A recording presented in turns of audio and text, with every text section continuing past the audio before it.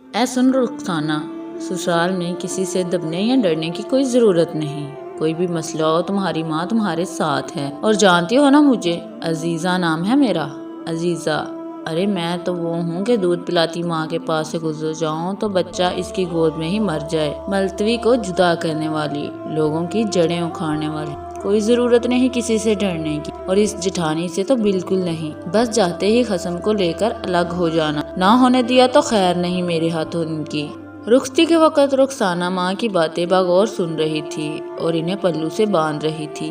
ماں زمانے کی چھٹی ہوئی ایک بدگمان زمانہ اور تعویذ گھڑنے کرنے والی عورت تھی۔ افسوس کہ یہ بات ان کے گھر رشتہ لانے والے سادہ لوگ افراد نہیں جانتے تھے، تو اسے کسی چیز کی کیا پرواہ ہو سکتی تھی بھلا۔ ماں نے رخصتی کے وقت سسرال کی عزت کرنے کے سبق پڑھانے کی بجائے یہ سبق دیے وہ ہنسی خوشی رخصت ہو کر سسرال آئی۔ زندگی کی شرارتی سین دن پر لگا کر اڑ گئے۔ رخسانہ نے بڑی مضبوطی سے سسرال میں اپنے قدم جما لیے۔ شوہر ستار بہت ہی زیادہ شرارتی اور ہنسمکھ انسان تھا، ہر کسی سے ہنسی مذاق ٹھمول کرتا، اور اپنی بھابھی سے تو گاڑی جنتی تھی۔ رخسانہ کی ساس نے ابتدائی دنوں کے بعد ہی اس کا چولہا الگ کر دیا تو اس نے سکھ کا سانس لیا۔ ستار کے بھائی غفار کے ہاں 4 بیٹیاں تھی، گھر الگ الگ تھے مگر دیوار سے دیوار ملی تھی، اور دیوار میں دروازے کی جگہ کھلی چھوڑی گئی تھی۔ بھتیجیوں سے بھی چچا بہت زیادہ پیار کرتے تھے، لیکن یہ بات کسی صورت رخسانہ کو گوارا نہ تھی۔ کسی بھی معاملہ میں اپنی کسی چیز میں شراکت وہ برداشت کر ہی نہیں سکتی تھی۔ جٹھانی سے بھی ایک الگ قسم کا بیر ہی تھا، یا حسد، کہ اس کی کیوں ہر کوئی عزت کرتا ہے اور ہر کوئی، خاص کر ستار کیوں دم چھلا بنا رہتا ہے۔ شادی کو سال گزر گیا مگر رخسانہ کے ہاں اولاد کی نوید سننے کو نہ ملی۔ ایک عجیب قسم کی نفرت، حسد اور چلاپن کی آگ تھی جو ہم وقت اس کے سینے میں جلتی رہتی تھی، اور اس آگ کا علاج صرف اور صرف اس کی ماں کے پاس تھا۔ سو خط لکھ کر انہیں بلاوے بھیجا۔ 5ویں روز عزیزہ بیگم بیٹی کے پاس آئی تھی اور رخسانہ کے سسرال کا تماشا پورے محلے نے بڑی دلچسپی سے دیکھا تھا۔ عزیزہ بیگم کچھ دن رہ کر رخصت ہو گئی، خود تو چلی گئی مگر رخسانہ کے گھر کا نقشہ بدل چکا تھا۔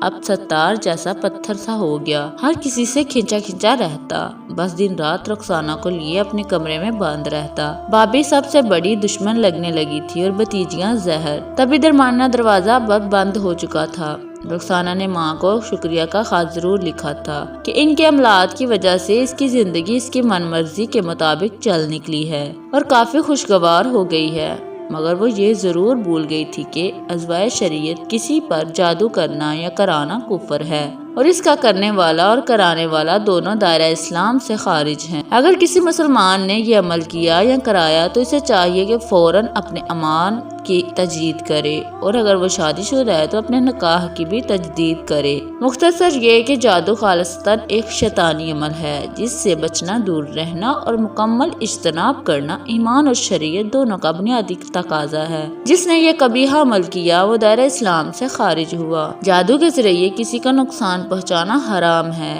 اور اس قبیحہ عمل کو سر انجام دینے والوں کو قرآن مجید نے سخت قسم کی وعدیہ سنائی ہے۔ قرآن مجید میں اللہ تعالیٰ کا ارشاد ہے، اور وہ یہود تو اس چیز یعنی جادو کے پیچھے بھی لگ گئے تھے جو سلیمان علیہ السلام کے عہد حکومت میں شیاطین پڑا کرتے تھے۔ حالانکہ سلیمان علیہ السلام نے کوئی کفر نہیں کیا، بلکہ کفر تو شیطانوں نے کیا جو لوگوں کو جادو سکھاتے تھے، اور اس جادو کے عمل کے پیچھے بھی لگ گئے جو شہر بابل میں ہاروت اور ماروت نامی 2 فرشتوں پر اتارا گیا تھا۔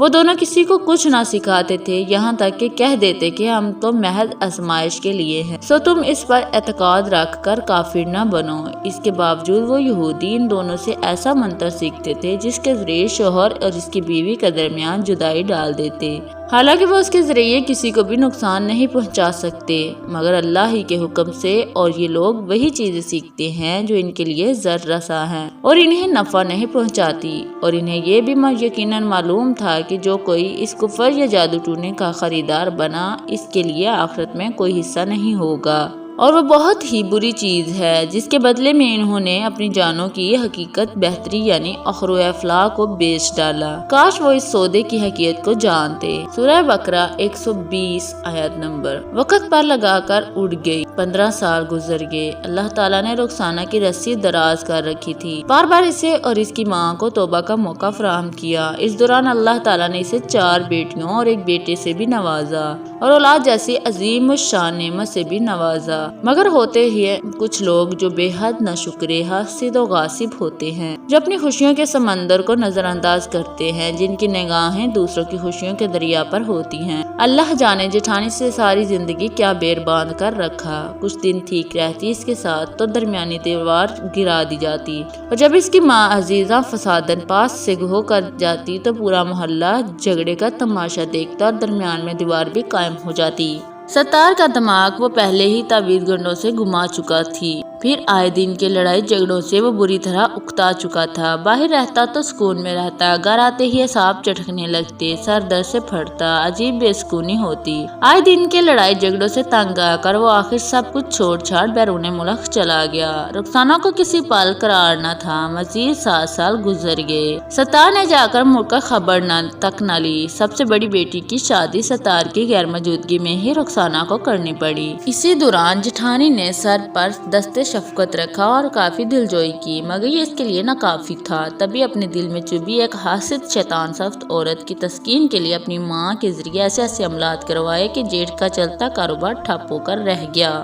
جٹھانی بیمار رہنے لگی، اس کے بچے بھی بیمار رہنے لگے، گھر میں بہت ہی شدید قسم کی تنگی آ گئی۔ جیٹھ کہیں کام پر گیا تو مرتے مرتے بچا، اور یہ دیکھ رخسانہ بیگم کافی خوش ہوتی تھی، یہ جانے بغیر کہ یہ سراسر شیطان کے بہکاوے اور وقتی تسکین ہے۔ اپنی دنیا کے ساتھ ساتھ وہ اپنی آخرت بھی بری طرح خراب کر رہی تھی۔ رسول اللہ صلی اللہ علیہ وسلم نے فرمایا، جو کسی کاہن کے پاس آیا اور اس کی بات کی تصدیق کی تو اس نے اس چیز کا انکار کیا جو محمد صلی اللہ علیہ وسلم پر نازل ہوئی۔ جس کسی نے کسی معصوم بے قصور کو تکلیف پہنچائی، اس نے اپنا کیا، دیر یا بدیر اس دنیا میں بھگتے گا انشاءاللہ۔ انسان نادان ہے جو سمجھتا نہیں، مگر جب اللہ تعالیٰ اپنی ڈیلی کی ہوئی رسی کھینچتا ہے تو ایک دنیا اس شخص کا انجام دیکھتی ہے، اور اس بات کا اندازہ رخسانہ کو بہت جلد ہونے والا تھا۔ بوجھل زدہ سی زندگی میں ستار ایک خوشگوار جھونکا بن کر واپس آیا تھا۔ رخسانہ ان دنوں کافی خوش تھی، سارے سسرال والوں سے اور جیٹھ جٹھانی سے قطع تعلق کیے رکھا۔ ستار کچھ دن رہا، مگر پھر سے جب پرانی کیفیت لوٹنے لگی تو پھر سب کچھ چھوڑ چھاڑ واپس چلا گیا۔ رخسانہ پھر امید سے ہو گئی، مگر اپنے طور طریقے نہ بدلے اور اپنی شیطانی تسکین کے لیے جیٹھ جٹھانی پر عملات جاری رکھے۔ مگر اب جٹھانی اتنے سالوں کے بعد کافی سنبھل چکی تھی، اور ان کے والد چونکہ نوری علم جانتے تھے تو اپنی بچی کی حفاظت کے لیے کافی تدابیر اختیار کر رکھی تھی، جیسا کہ ہر وقت معتزین کی تسبیح ورد کرنا، سورہ رحمان کی تلاوت کر کے پانی پر دم کر کے گھر کی دیواروں پر گرانا، درود تنجینہ کا کثیرت سے ورد کرنا، گھر کو اور خود کو ہمیشہ پاک و صاف رکھنا، ہر وقت باوضو رہ کر آیت الکرسی کا دائرہ اپنے گرد کھینچ کر رکھنا۔ بہت ستایا تھا رخسانہ نے لوگوں کو، بہت دل دکھائے، بہت تکلیف پہنچائی، بڑے دکھ دیے، حتیٰ کہ کسی کی جان لینے کی بھی کوشش کی اپنے گندے عملات کے ذریعے، مگر اب اتنے سالوں بعد مکافات کا عمل شروع ہونے والا تھا، کیونکہ اللہ تعالیٰ اپنے پیارے بندے کو ستانے والے کا پورا حساب رکھتا ہے۔ ڈلیوری کا وقت قریب آیا تو رخسانہ کی شادی شدہ بیٹی جو ماں کے نقشے قدم پر چلتی، تائی سے اللہ واسطے کا بیر باندھ کر رکھتی تھی، کسی کو پوچھے کہیں بغیر ماں کو ایک نئے بنے ہسپتال میں لے گئی، جس کو چلانے والے میاں بیوی فراڈ نکلے، جس کے پاس ڈاکٹر کی ڈگری نہیں تھی، محض LHV تھے۔ بعد ازاں کافی کمپلیکیشن پر وہ ہسپتال سیل ہو گیا تھا۔ انہوں نے رخسانہ کا گندے جراثیم والے اوزاروں استعمال کر کے سیریزن بڑا آپریشن کر دیا۔ پیدا ہونے والا بیٹا تو بچ گیا، مگر خود ایڈز کا شکار ہو چکی تھی، نعوذ باللہ۔ یہ جو آگ ہے میں نے خود جلائی، نہیں مجھ سے پھر یہ گئی بجھائی، اپنے کرم سے مولا رحم برسا دے، میں تو اپنے لائق نہیں تھا، جو دیا ہے تو نے دیا، جو کرے تو سب سے ہے اچھا، دل کا سکون ہے تو اے خدا، دل سے ہوئی ہے جو بھی خطا، کر معاف مجھ کو یہی التجا ہے، پل پل ہر دم بس تو ہمدم، بس دل یہ پکارے مولا میری توبہ۔ 5 ماہ ہو گئے تھے اسے بستر سے لگے، اللہ اللہ پکارتے، استغفار کرتے، ہڈیوں کا ڈھانچہ بنے، جسم سے بدبو آنے لگی تھی، پیٹ میں کینسر پھولتا جا رہا تھا جو ڈاکٹرز کے مطابق عنقریب پھوٹنے والا تھا۔ استغفر اللہ، کیا میرے رب کی پکڑ اتنی سخت ہوتی ہے؟ رخسانہ کی ایسی حالت تھی کہ اس کا انجام دیکھ اہل علم کے رونگٹے رونگٹے کھڑے ہو جاتے تھے۔ ہسپتالوں میں ساتھ کون خوار ہوا؟ وہی جیٹھانی جسے ہمیشہ اپنا جانی دشمن سمجھتی رہی۔ قدم قدم پر ساتھ دیا، خدمت کی، وقت ہاتھ کی مٹی سے سوکھی ریت کی طرح پھسل جاتا ہے۔ اب دامن میں درد، تکلیف و روحوں کو نچوڑتی اذیتوں کے سوا کچھ بھی نہیں تھا۔ ایک دن جب حمیدہ جیٹھانی رخسانہ کو تکیوں سے سہارا دیے سر کے بالوں میں پڑنے والے بے شمار اور ان گنت کیڑے نکال رہی تھی کہ پیچھے پڑا تکیا بھی سیاہ پڑ گیا۔ ان کیڑوں جوؤں سے تو رخسانہ پھوٹ پھوٹ کر روئی تھی اور حمیدہ کے سامنے ہاتھ جوڑ دیے تھے، زبان سے تو ایک لفظ بھی نہ بول پائی تھی۔ اس وقت بیٹی نیا سوٹ پہنے تازہ ہوئے میک اپ کے ساتھ کمرے میں ساس کے ساتھ داخل ہوئی تھی۔ ناک پر رومال رکھا ہوا تھا، آئی اور کچھ دیر بیٹھ کر چلی۔ ماں کے نقشے قدم پر چلتے اسے بھی تو اپنے سسرال کے اپنے قابو میں رکھنا تھا۔ حمیدہ نے افسوس کے ساتھ رخسانہ کی جاتی ہوئی بیٹی کو دیکھا اور پھر رخسانہ کی نگاہوں میں ڈھیر ساری حسرتیں۔ آپ اپنا مریض گھر لے جائیں، کچھ نہیں ہو سکتا، وقت بہت قریب ہے اور دعا کیجیے، جس قدر اور وہ تکلیف میں ہے ان کی مشکل جلد از جلد دور ہو جائے۔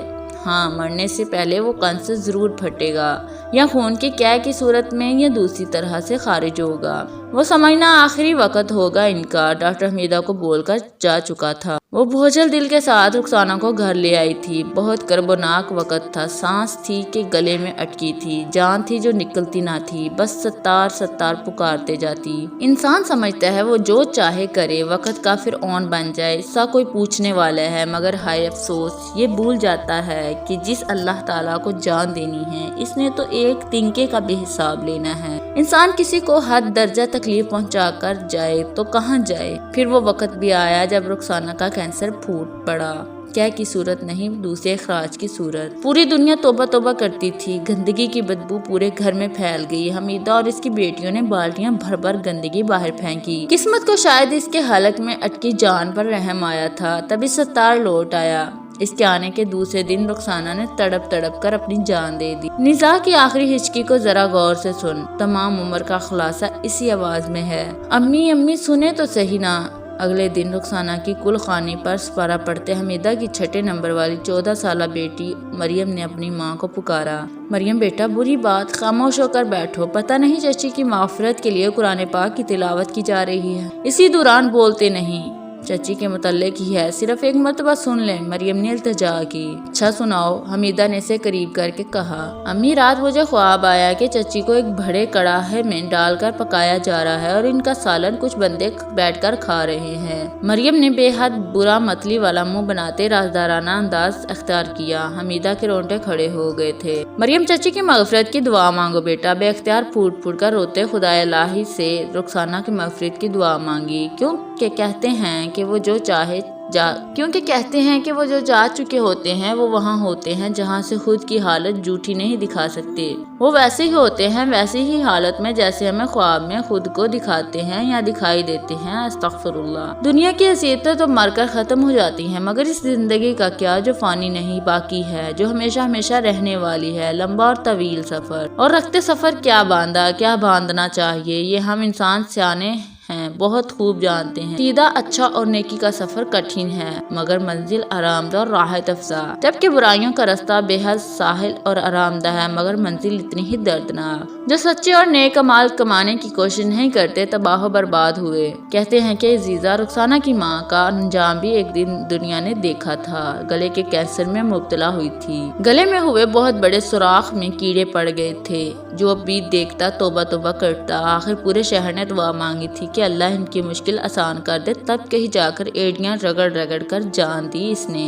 قرآن و احادیث میں جادو جیسے کبھی حمل کرنے والے اور کروانے والے کے لیے سخت وعید سنائی گئی ہے۔ اللہ تعالیٰ بزرگ و برتر ہمیں اس شیطانی جال سے اپنی پناہ میں رکھے، آمین۔ دوستو، آپ کو ایک اور جانکاری دی جاتی ہے کہ اگر کسی کو شک ہو کہ ہمارے اوپر جادو ٹونا ہے تو وہ 3 عمل کرے جس کی وجہ سے اس پر کبھی بھی جادو ٹونا نہیں ہو سکتا۔ پہلا تو یہ کہ جب بھی وہ گھر آئے تو دروازے کے پاس 2 منٹ کھڑے ہو کر 3 دفعہ بسم اللہ الرحمن الرحیم پڑھ کر دروازے میں داخل ہو۔ دوسرا عمل، جب بھی آپ کپڑے اتاریں یا پہننے لگیں تو کپڑے اتارنے سے 2 منٹ پہلے کھڑے ہو کر 3 مرتبہ ہی بسم اللہ الرحمن الرحیم پڑھیں۔ اور اپنے جسم پر پھونک ماریں۔